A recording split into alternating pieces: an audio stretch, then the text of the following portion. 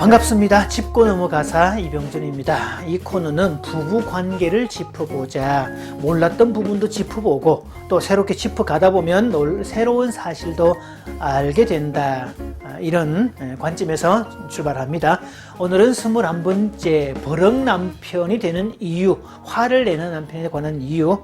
오늘은 모든 감정은 화로 귀결되기 때문이다. 이런 이야기를 드리겠습니다. 남자들은 대체로 이 감정 표현에 미숙하지요. 자기 감정도 정확하게 인식도 못하고 표현도 적절하게 잘 하지 못하는 그런 경우들이 있는데, 그나마 허락된 감정이 분노이기 때문에 대체로 남자들은 모든 감정을 분노라는 하나의 창구로 표출을 합니다. 제가 아는 어떤 분이 있습니다. 인정도 많고 노래도 잘하고 유머도 풍부하고 사람들과 어울리기도 좋아하고, 자, 그런 호인이라서 싫어하는 사람은 아무도 없습니다. 유일하게 그분의 아내만 싫어합니다. 그게 뭐 늘 이상했는데 그분의 차에 동성을 해보니까 그 이유를 알게 됐습니다.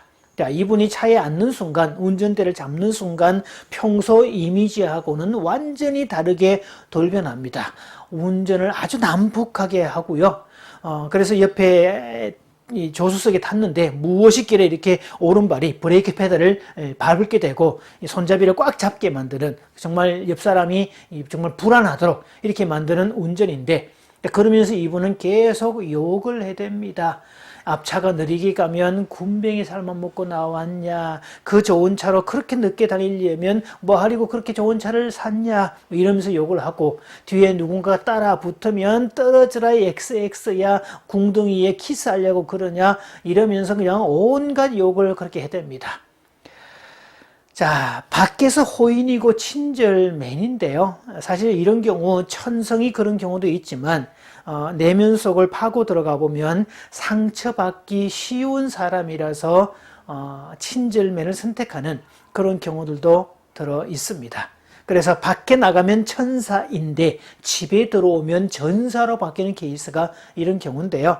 바깥에 가면 모든 사람으로부터 사랑받는데 집에 들어오면 그런 사람이 아니니까 그분의 아내 입장에서는 정말 환장할 이야기가 되고, 그런 이중성이 역겨워 보일 수도 있고 분노를 초래하는 이유도 되겠죠.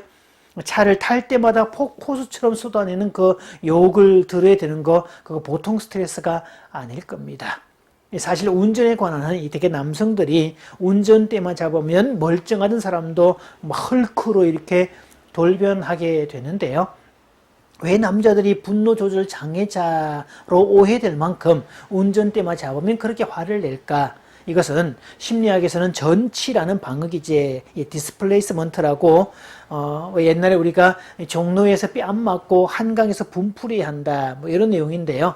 사실 생활 속에서 켜켜이 쌓아두었던 분노를 억압해 두었다가 운전하는 상황이 될 때 거기다가 왕창 쏟아버리는 그런 심리적 방어 기제에 들어가죠. 또한 남자들은 되게 우월하고 싶은 욕구들인데, 열등감이 많은 사람은 운전하는 행위를 통해서 다른 사람을 비난하고 욕을 함으로써 자신이 꽤 괜찮다는 사실을, 자신이 우월하다는 것을 증명하려고 하는 방어 기제입니다. 몇 년 전 어머니께서 생존에 계실 때 어느 날 전화가 왔습니다. 네 아버지 행동을 요즘에 이해를 못하겠다. 나이가 드니까 이상한 말을 하고 이상한 행동을 하더라. 그게 도대체 뭐냐? 네가 부부 전문가 아니냐? 그러면서 전화가 왔는데요. 도대체 그러면 그 이해 못할 행동이 뭐냐라고 했더니, 두 분이 대화를 하다가 꼭 대화 끝에 아버지가 지랄하네, 이런 말을 툭 던지고 화를 내면서 바깥으로 나간다는 거였습니다.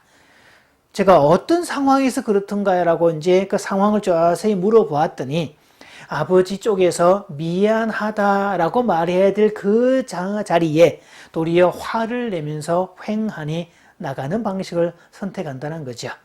그래서 제가 어머니에게는 아버지가 지랄하네 라고 말을 하는 것은 미안하네 라는 말이니까 그렇게 바꿔서 들으십시오.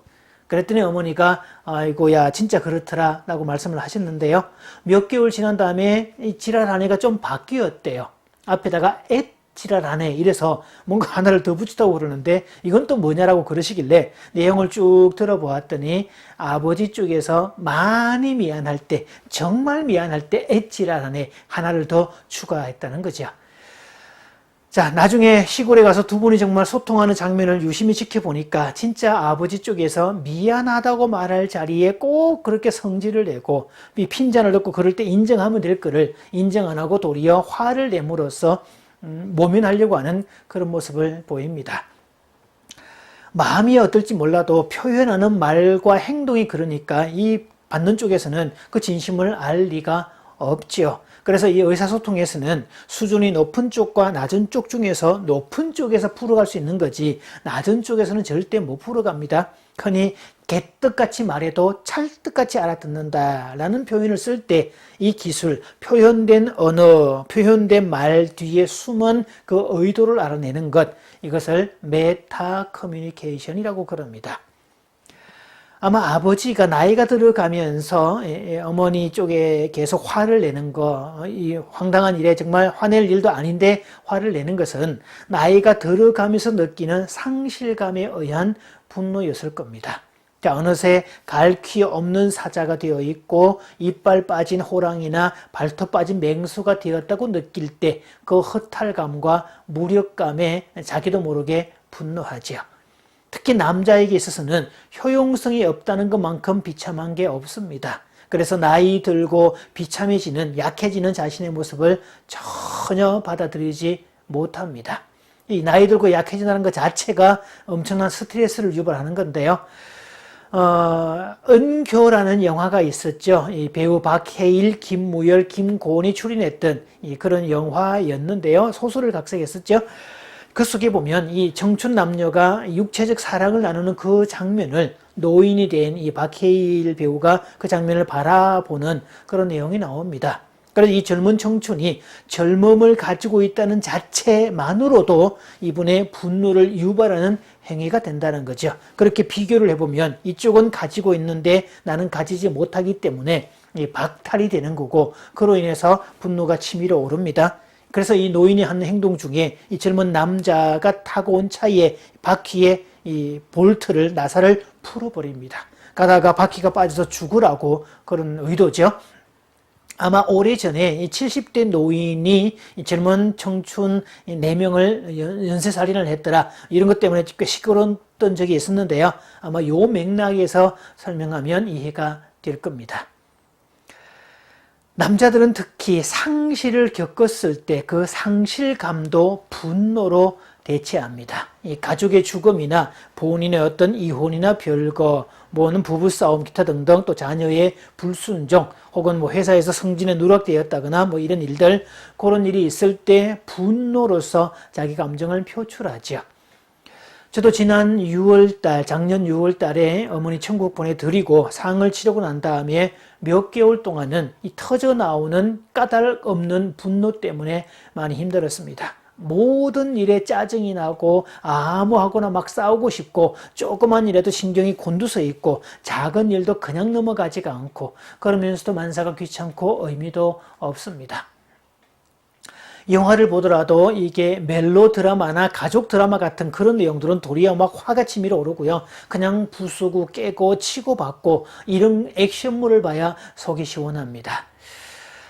자, 상담을 공부했으니까 그것이 비애 과정, 상실 과정을 처리하는 데 있어서 지극히 정상적인 마음이라는 것을, 정상적인 감정이라는 것을 알기 때문에 뭐 억지로 이렇게 억지하려고 하지는 않았습니다.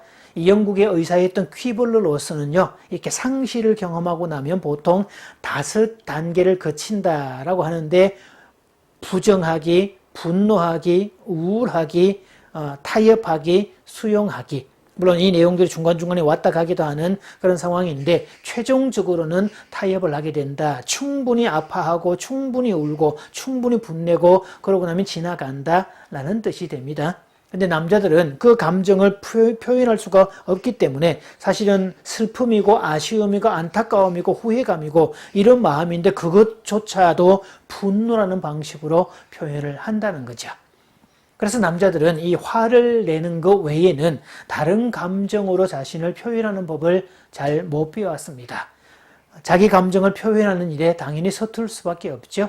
그나마 그 감정들도 주로 억압하는 문화에서 자랐기 때문에 더더욱 그렇고, 남자는 강해야 된다라는 이 사회적 통념에 의해서도 더더욱 남자들이 감정을 억압할 수밖에 없었을 겁니다.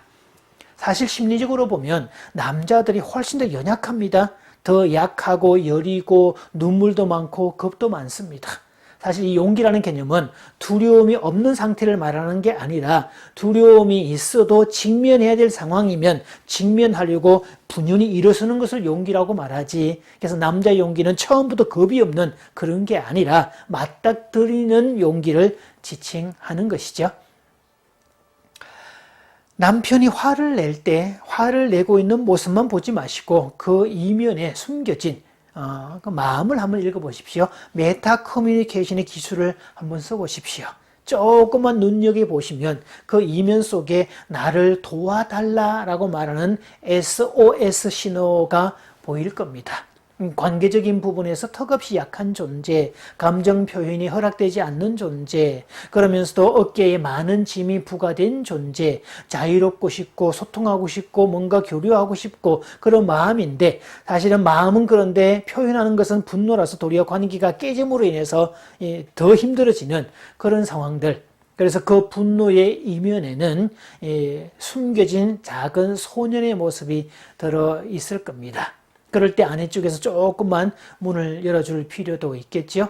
그래서 그 분노 뒤에 진짜 마음을 표현할 수 있도록 실컷 울게도 도와주고, 실컷 아쉬워하고, 실컷 그 감정들을 표현할 수 있는 통로를 만들어주는 게 필요합니다.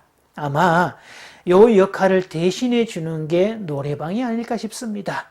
그래서 어떤 심리학자는 이렇게 말을 합니다.